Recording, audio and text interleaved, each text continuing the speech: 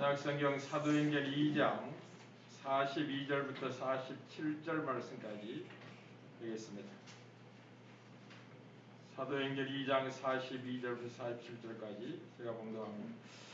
그들이 사도의 가르침을 받아 서로 교제하고 떡을 떼며 오로지 기도하기를 힘쓰니라.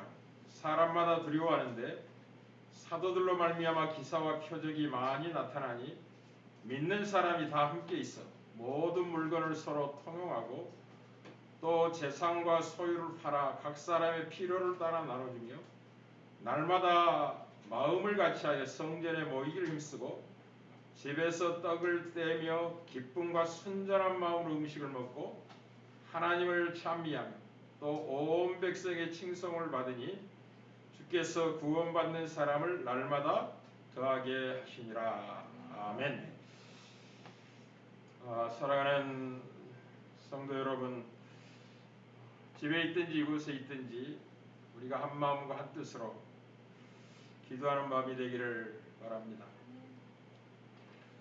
우리가 지난주 이 시간에는 예수 그리스도의 죽으심과 부활 그리고 승천하심과 높임을 받으시고 보좌 우편에 앉으사 약속하신 성령을 아버지께 받아 우리에게 부어주심으로 말미암아 이제 대사면령이 선포되었으니 회개하고 예수 그리스도의 이름으로 세례를 받고 감옥에서 나와 자유를 얻으라는 말씀을 우리가 살펴보았습니다. 오늘 밤은 이 감옥에서 나와 자유함을 얻은 초대교회 성도들의 삶의 특징을 성경이 아주 의미 있고 아름답게 다루고 있기 때문에 이 시대 우리의 삶과 비교하면서 은혜를 받고 붙들고 기도하는 밤이 되기를 바랍니다. 기독교 신앙은 종말론적인 신앙입니다. 종말론적인 신앙이라는 말씀은 목적지를 향해 가는 신앙이라는 말입니다. 보이는 세상이 전부가 아니라 오고 있는 보이지 않는 세상을 바라보며 나아가는 신앙일 뿐만 아니라 더 나은 본향을 사모하는 신앙입니다. 그리스도인들이 이 땅에 살 때는 믿음을 따라 살다가 믿음을 따라 죽는 사람들이고 보이는 이 세상에서는 외국인과 나그네임을 증언하고 살아가는 사람들입니다. 이 세상이 영원하지 않다는 사실을 알았기에 이 세상에서만 힘을 쓰는 현실적인 힘인 재물에 대해서도 이방인과 다른 새로운 눈을 가지고 살아가는 사람들입니다.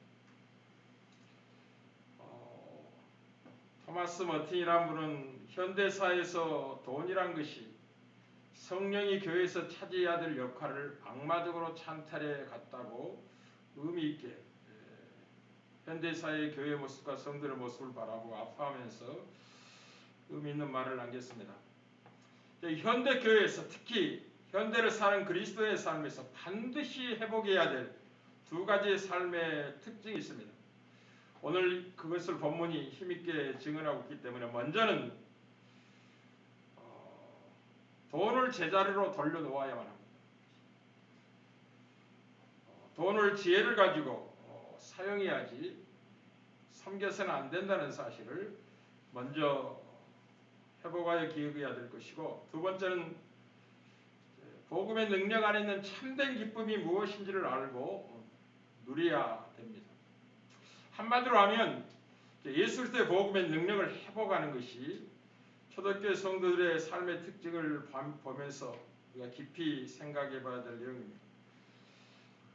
복음의 능력, 예수 그리스도의 복음의 능력, 다른 말로 하면 성령 충만함이 실제적인 삶에서 어떻게 나타나야 되는지를 성경이 말하는 모습으로 우리가 돌아가야 됩니다.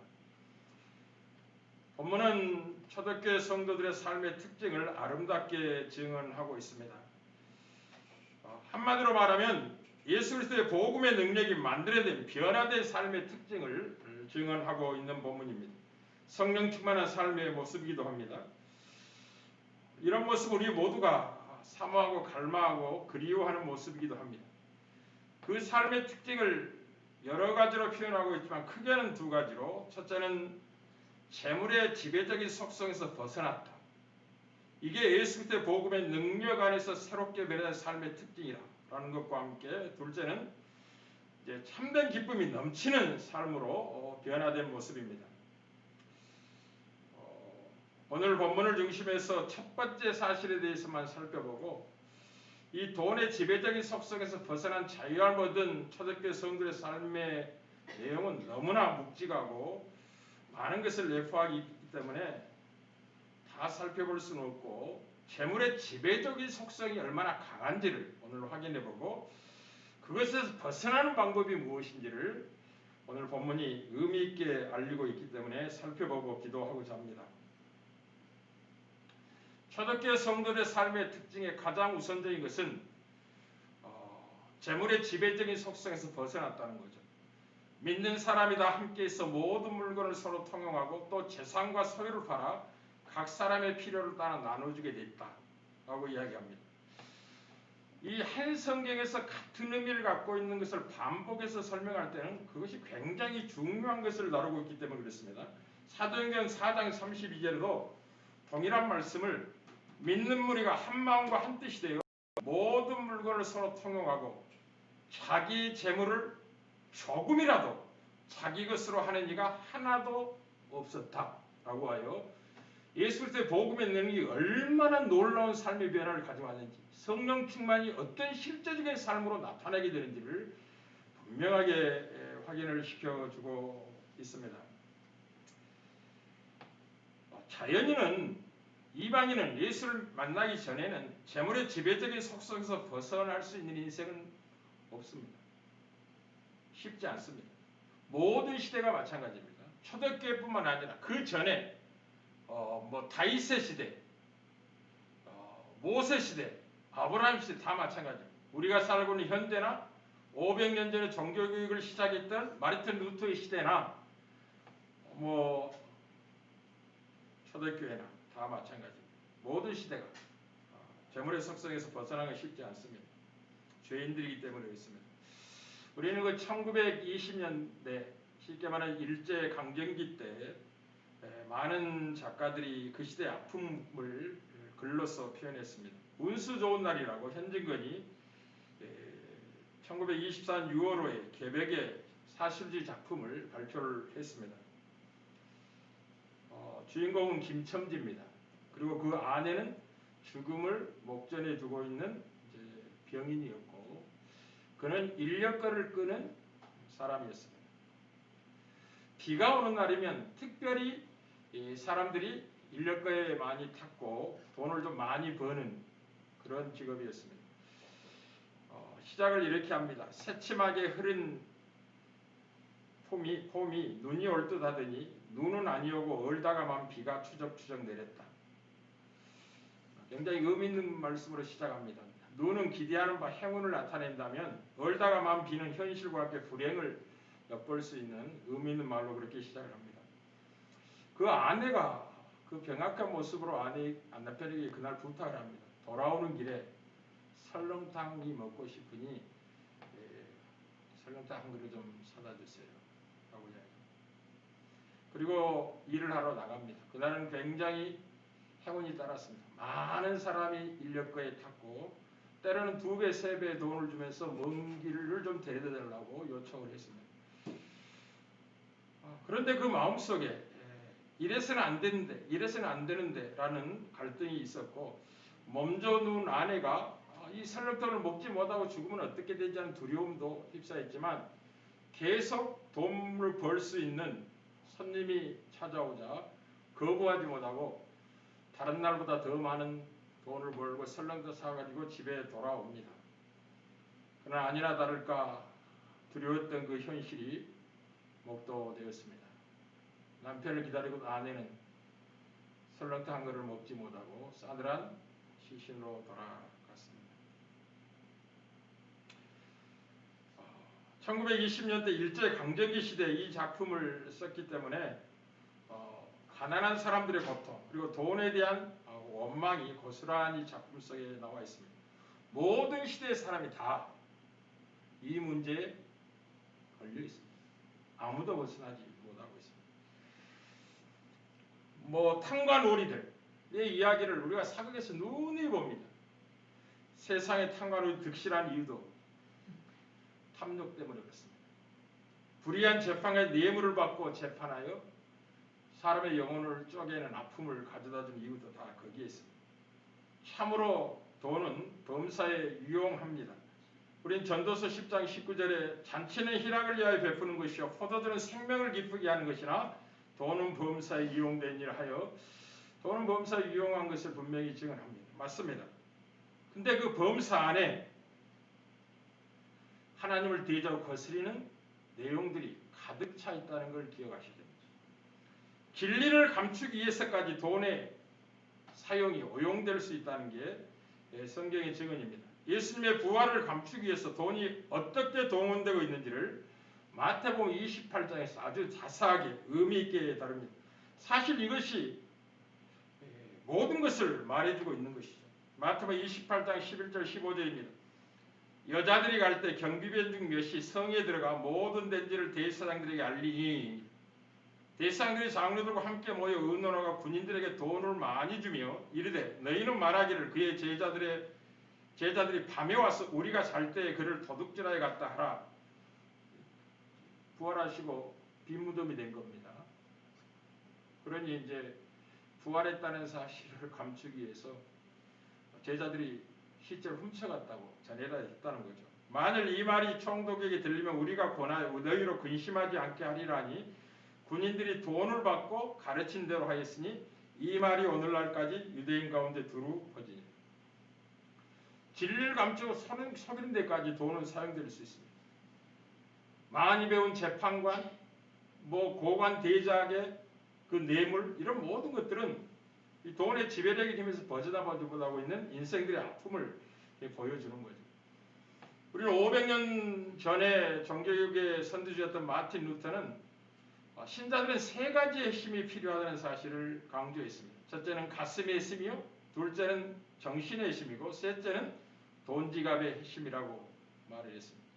그러면서 이 세 가지 핵심 가운데 현대인들에게서 가장 어려운 핵심은 돈지갑의 힘일 것이라고 강조를 합니다. 여러분, 예수님께서도 하나님의 나라에 대한 것을 제의하고는 다른 어떤 주제보다도 더 자주 돈에 대하여 설교하셨음을 잊지 말아야 됩니다. 주님은 돈의 지배적인 성격을 잘 알고 계셨습니다.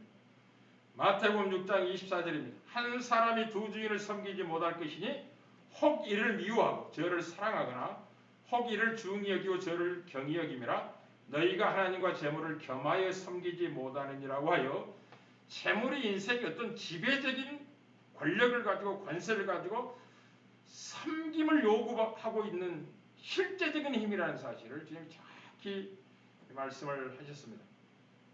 돈의 배후에는 아주 실질적인 영적인 힘이 있음을 여러분은 알고 계셔야 됩니다. 재물의 배후에는 강력한 유혹의 힘이 있습니다. 예수님께서는 사람들에게 한 분이신 참 하나님을 섬기기 위해서는 만몬신으로부터 돌아서야 된다고 말씀을 하신 겁니다. 돈의 배후에는 눈에 보이지 않는 세력이 있습니다. 더 유혹적이고 기만적인 세력들과 모든 것을 사로잡아 여러분을 복종시키게 하는 세력들이 배후에서 역사하고 있다는 걸 기억하셔야 됩니다. 그리고 우리가 사는 이 시대는 어느 시대보다도 돈이 힘과 영향력과 권세의 상징이 된 시대입니다. 마치 돈이란 우리의 충성을 얻으려고 애쓰는 신이라는 사실을 분명하게 그 정체를 드러내고 있는 시대입니다. 어느 인간도 이 지배적인 힘에서 벗어나지 못합니다. 그런데 초대교회 성도들은 이 엄청난 지배적인 힘에서 벗어났다고 증언합니다. 그 이유가 무엇이냐 하는 것이죠. 참으로 놀랍고 과연 가능할까라는 생각이 들 정도로 삶을 살아가고 있는 신자들의 삶 속에서 대부분 많이 고통하고 아파하고 다투고 시기하고 불편한 관계 속에서 빠지는 이유가 가만히 들여다보면 별것 아닌 이 문제에 걸려 있음을 우리가 보게 됩니다. 사랑하는 성도 여러분, 그러나 오늘 본문은 예수께서 죽음과 부활과 성령의 보내주심으로 말미암아 복음을 받아들이던 3,000명의 사람, 그들이 이 재물의 지배적인 힘에서 빠져나왔다라고 가르칩니다. 그 이유가 무엇일까요? 그것은 예수 그리스도의 복음의 능력 때문에 그렇습니다. 실제적으로 초대교회 성도들은 예수 그리스도의 복음의 능력을 누리고 있었습니다. 강한 성령의 역사만이 가능한 것인데 그들은 충만한 성령의 역사를 경험하고 있었습니다. 사랑하는 성도 여러분, 우리는 구약의 죄로 인해 부패한 인생의 치명적인 약점 두 가지가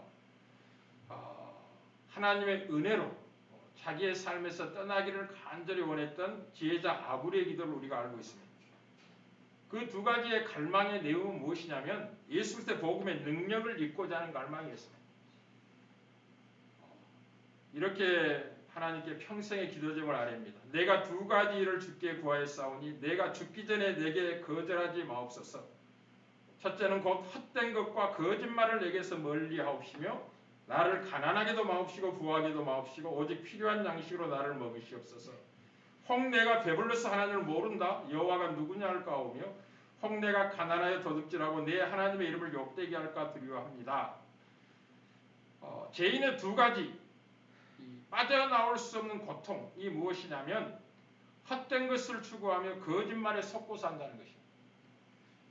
허망한 것을 쫓아 일생을 살아요. 그게 죄인의 고통입니다. 그리고 거짓말을 속고 삽니다. 거짓말도 하고 거짓말하는 것을 참으로 오해하고 속고 살아가다가 영원한 심판에 들어가는 거예요. 그게 죄인의 비극적인 고통이죠. 이것에서 벗어나게 되는 탁월한 기도죠.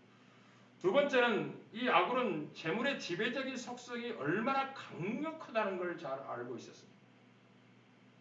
그래서 가난하게도 마옵시고 부하게도 마옵시고 오직 필요한 양식으로 나를 먹여달라고 기도했고 그 이유는 너무 배불러서 하나님을 모른다, 잊어버릴까 염려하기 때문이고 혹 너무 가난해서 도둑질하다가 하나님의 이름을 욕되게 할까 걱정이 됩니다. 사실은 이게 우리는 에베소서 4장에서 예수 그리스도를 만나 진리로 교훈받기 이전의 삶과 진리로 교훈을 받고 예수를 만난 삶 이후의 삶을 대변하여 에베소 4장 17절부터 24장까지 장엄하게 이야기를 합니다. 예수를 믿기 전에는 썩어져가는 구습을 쫓는 옛사람이었습니다. 헛된 것을 쫓아 썩어져가는 구습을 쫓는 옛사람, 그 옛사람을 벗어버리라고 이야기하면서 오직 심령이 새롭게 되어 하나님을 따라 의와 진리의 거룩함으로 지혜를 받은 새 사람을 입으라. 쉽게 말하면 복음의 능력 안에 새로운 피조물이 되라 라고 권면하는 말씀의 실제적인 삶의 내용이 무엇인지를 아굴의 기도와 동일하게 이야기를 하는 걸 보게 됩니다. 에베소 4장 25절 28절입니다. 그런즉 거짓을 버리고 각각 그 이웃과 더불어 참된 것을 말하라. 이게 첫 번째 변화된 삶이에요. 아굴이 기도했다. 헛된 것과 거짓말을 내게서 멀게 해달라. 그게 죄인의 고통이에요. 허망한 것을 쫓습니다. 열매 없는 일에 열심을 내고 한 생을 살다가 속고 심판의 자리에 가는 겁니다. 배울수록 더 기묘하게 속고 살아갑니다. 배울수록 더 기묘하게 속고 살아갑니다. 그러면서 자기가 가르치는 게 진리라고 힘있게 강조하기까지 하죠. 두 번째가 재물의 지배자의 속성에서 벗어나기라는 강구했는데 사도 바울은 이렇게 이야기합니다. 도둑질하는 자는 다시 도둑질하지 말고 돌이켜 가난한 자에게 구제할 수 있도록 자기 손으로 수고해 선한 일을 하라 라고 하여 아굴의 기도의 핵심적인 내용이 예수를 만나고 변화의 삶의 특징으로 바로 소개되고 있는 걸 보게 됩니다. 사랑하는 성도 여러분, 우리는 대삼인능을 받아들이고 회개하며 예수 그리스도의 이름으로 세례를 받음으로 폐역한 세대에서 구원을 받은 사람이 3천이나 더해졌다는 사실을 우리가 지난주에 살펴봤습니다. 그들은 이제 사도들의 가르침을 받기 시작했고 그 결과 서로 교제하며 떡을 떼며 오로지 기도하기에 힘을 썼다고 이야기합니다. 여기에 복음의 능력을 누리면서 재물의 지배적인 힘에서 벗어나는 배경이 숨어 있습니다. 사도들의 가르침을 받는 것, 사도들이 뭐 주식 이야기하고 가르쳤을까요? 어떻게 농사 잘하면 올해는 풍년 만나야 그런 거 가르쳤을까요? 진리를 가르칩니다. 예수의 말씀을 가르칠 때 그 핵심은 무엇이었냐면 하나님을 사랑하고 이웃을 사랑하라는 복음의 대명령과 같은 본질적인 내용을 가르친 거죠. 행함이 있는 신앙을 가르친 겁니다. 그랬더니 그들이 서로 교제하며 떡을 떼었다는 게 이게 아주 중요한 표현이에요. 지금 이제 코로나19 때문에 이렇게 못하도록 강요받고 있는 시대인데 어떤 일이 있어도 이 추수감사주의를 기점으로 해서 완벽하게 되돌릴 생각입니다. 서로 교제하며 떡을 뗐다는 말이 무슨 말이냐면 그리스도 안에서 한 가족이 되었음을 누렸다는 것입니다. 그리스도 안에서 한 가족이 되었다. 한 가족이라는 말의 의미가 뭐냐? 여러분 가족이 어떻게 생활하죠? 남편이 벌었다고 그 더러운 돈을 내 것이라고 주장합니까? 가족은 그렇게 하는 게 아니에요. 남편이 수고해 벌었지만 이건 내 거야. 당신 손대지 마. 이렇게 한다면 가족일 수가 없죠.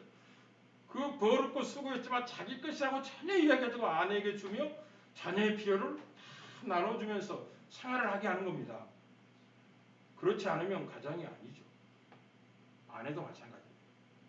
서로 교제하며 떡을 떼었다는 것은 그리스도 안에서 이제 한 가족이 되었음을 누리게 됐다는 거죠. 영원한 가족이 된 것입니다. 새로운 가족을 만난다. 그래놓고 오로지 기도에 힘썼다고 이야기하면서 우리가 주일 오전에 살펴봤듯이 하나님만이 하실 수 있는 일을 간절히 구한 거죠. 기도는 기도하는 사람으로 하여금 복음의 능력을 누리게 하는 것입니다. 다시 말씀드리겠습니다. 기도는 기도하는 사람으로 하여금 복음의 능력을 누리게 하는 것입니다. 쉽게 말하면 성령으로 충만케 하는 은혜를 입는 것입니다. 초대교회는 성령 충만으로 하여 이 재물의 지배적인 힘에서 벗어났다고 선포하고 있는 것입니다. 놀라운 선포죠. 세상은 선포할 수 없는 선포입니다. 절대로 세상은 이익을 선포하지 못합니다. 오히려 거꾸로 부익비 빈익분을 말하지 않지만 그렇게 정책을 힘있게 꾸려가죠. 그래서 고통을 자초하고 심판을 제쳐가는 어리석음을 만나게 되는 거죠. 이 하나님만이 하실 수 있는 일, 이게 얼마나 중요하냐면 한 부자 청년이 예수님께 나와서 선한 쌤에 내가 어떻게 영생을 얻으리까라고 질문을 하게 되고 예수님이 율법을 지켰는가 묻고 다 지켰다고 하시니까 책망하지 않습니다.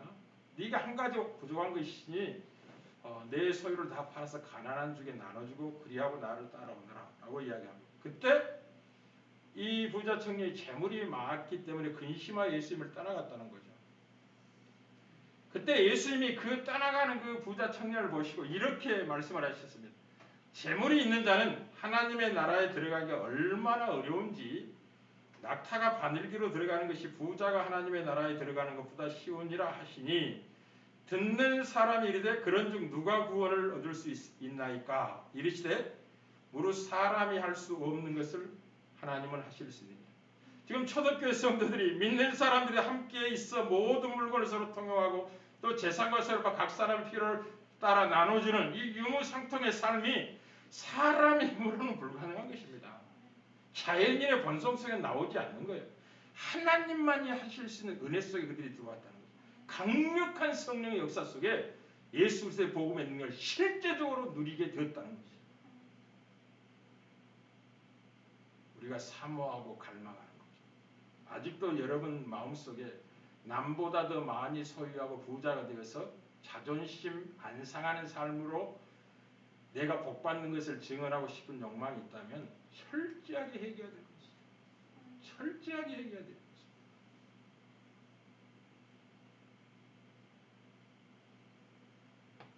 여기에다가 실제적인 하나님의 역사가 더해집니다.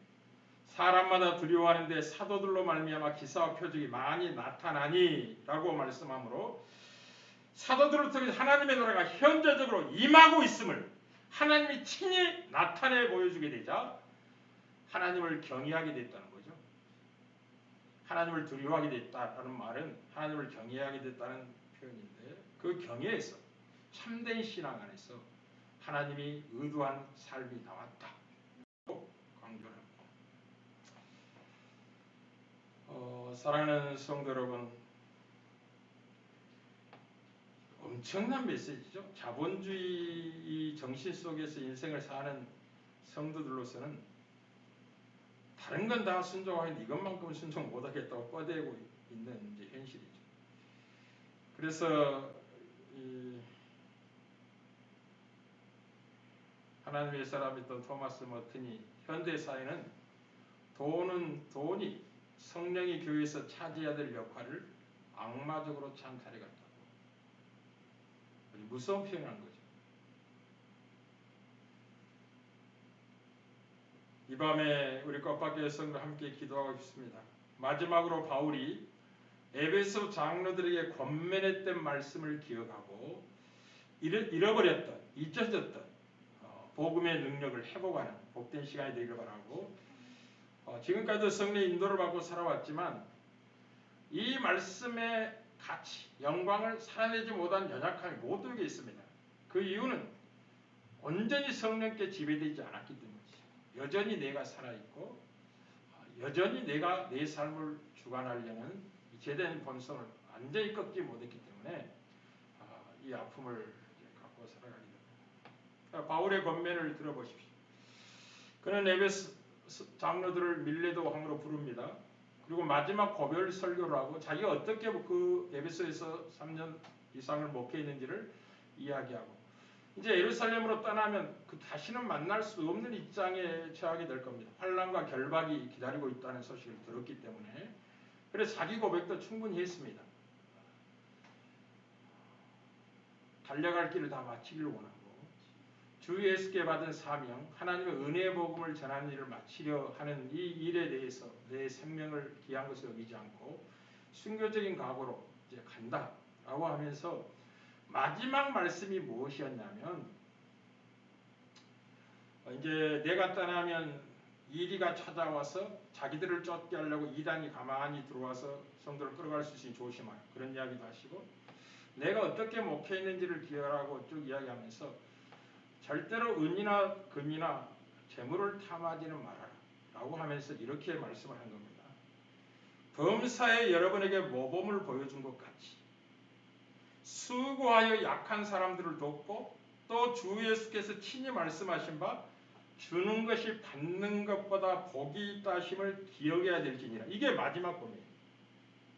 사실 예수님이 사복음을 다 이렇게 살펴봐도 주는 것이 받는 것보다 복이 있다는 직접적인 메시지는 기록으로 남겨지지 않습니다. 그런데 사도 바울이 그리스도를 만나고 예수님의 말씀의 전체적인 의미의 핵심이 여기에 있다는 걸 분명히 깨닫게 된 거예요. 주는 것이 받는 것보다 더 복이 있다는 사실을 확인하게 된 겁니다. 그러니 사랑하는 성도 여러분, 신자는, 그리스도인은 복음의 능력을 힘있게 살아내기 위해서는 약한 사람들을 돕는 삶을 살아야 되는데, 약한 사람을 돕기 위해서는 더 많이 수고해야 된다는 걸 기억하셔야 돼요. 더 많이 수고해야 된다. 그래서 예수 믿는 사람이 게으른 것은 악한 것입니다. 늦게까지 자고 일터에 안 가는 것은 하나님의 뜻이 아닙니다. 도둑질하지 말라고 말씀을 하시죠. 불로서도 뜻하지 않는, 수고하지 않는 것을 기대하고 추구하는 것은 하나님의 뜻이 아닙니다. 남을 섬길 수 있도록 선한 일을 하기 위해서 열심을 일합니다. 사도 바울이 그렇게 살았음을 모범을 보임으로 이야기하고, 약한 자를 돕기를 원한다면 복음의 능력을 살아내는 은혜의 삶을 살기 위해서는 더 많이 수고해야 된다. 그래서 더 많이 벌기 위해서 애를 써야 됩니다. 신자는 마땅히. 그러나 더 많이 벌어서 자기 자신을 위해서는 적게 쓰고 먹을 것과 입는 것 족한 줄로 아셔야 됩니다. 풍성하게 약한 자를 섬겨야 되는 것입니다. 이게 복음의 능력의 실제적인 삶이에요. 사도들이 그렇게 했다는 거죠. 성령 충만하고 열심히 일하시고 더 많이 수고하셔서 더 많이 거두기를 소원하시고, 그것이 내일의 보장과 안전이 되기 때문이 아니라 더 많은 사람을 섬기고 약한 자를 돕도록 우리가 부름을 받았기 때문에, 복음의 능력을 실제적인 삶으로 살아내도록 부름을 받았기 때문에 풍성히 섬기기 위해서 더 땀을 흘려야 되고 더 공부해야 되고 더 기도하며 하나님 은혜를 구해야 됩니다. 두 번째는 주님의 말씀의 핵심은 주는 것이 받는 것보다 복이 있다는 주님의 전체적인 말씀의 의도를 기억하고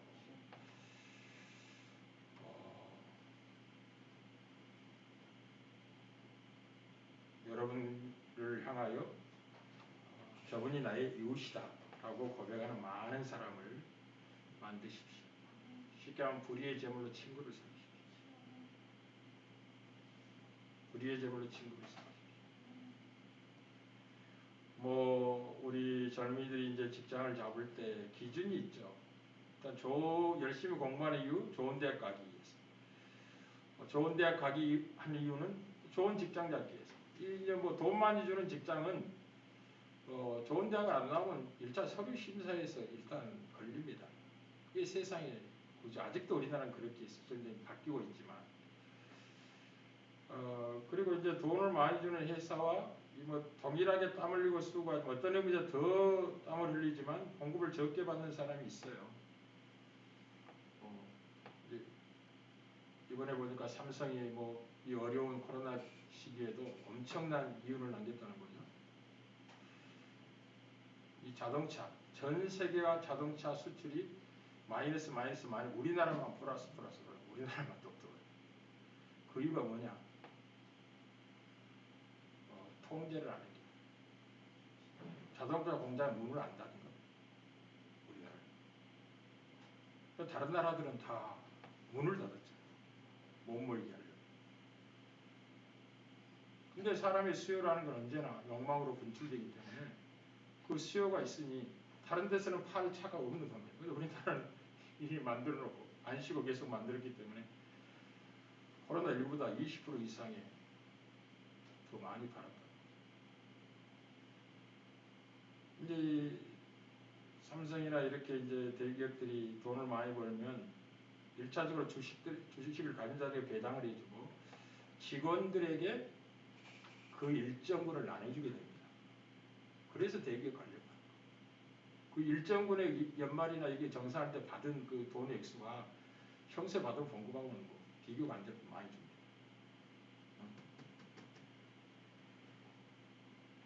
그래서 이제 대기업을 가려. 그러나 신자는 그런 것을 목표로 해서는 안 됩니다. 섬김이 신자의 본분이기 때문에 사실 그렇게 많이 받아도 자기를 위해서 쓰는 것은 별로 없어요. 아주 전략하게 살고 건전하게 삽니다. 사치 안 하고. 그리고 이제 생각을 해보는 거죠.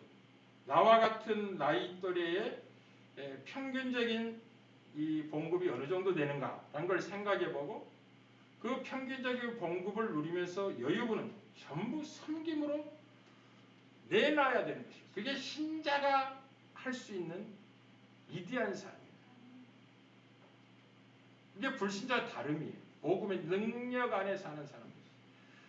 그러면 어떻게 되느냐? 하나님 그 삶을 책임집니다. 아주 지혜롭게 살아야 되는 거죠. 주는 것이 받는 것 복이 있다는 사실을 기억하십시오. 하나님의 사람들을 위해서 주는 것은 하나님이 꾸이는 것이라고 생각하는 것입니다. 꾸이는 것이라고 생각합니다. 그래서 가장 필요할 때 하나님이 대갚아줍니다. 대갚아줍니다. 반드시 그렇게 하십니다. 그러나 여러분들이 대갚음을 받을 필요가 없는 삶을 살아왔기 때문에 하나님이 대갚아줄 이유가 없는 거죠. 한때로 보면. 그러나 그렇게 살면 반드시 하나님이 함께 하시는 거예요. 하나님이 살아계십니다. 초대교회 이 실제적인 복음의 능력은 오고 오는 세대 모든 성도들에게 요구받고 있는 삶이죠. 그렇게 가능하다고 우리에게 알리고 있는 것이지 그 시대만 가능하고 우리는 안 된다 해서 기록한 게 아니라는 걸 기억합니다. 우리 약함과 연약함을 하나님께 고백하고 이 밤에 예수의 복음의 능력을 회복시키달라고 기도하시고 성령 충만한 은혜를 베풀어달라고 간절히 기도하는 복된 밤이 되기를 주의 이름으로 축복합니다.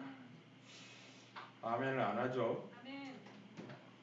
목사님 그렇게는 못 살겠어요. 예전같이 똑같이 살고 싶어요. 그렇게 살아보십시오. 그렇게 한 생이 끝나고 말 겁니다.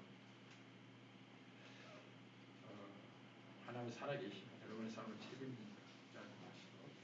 존귀하신 내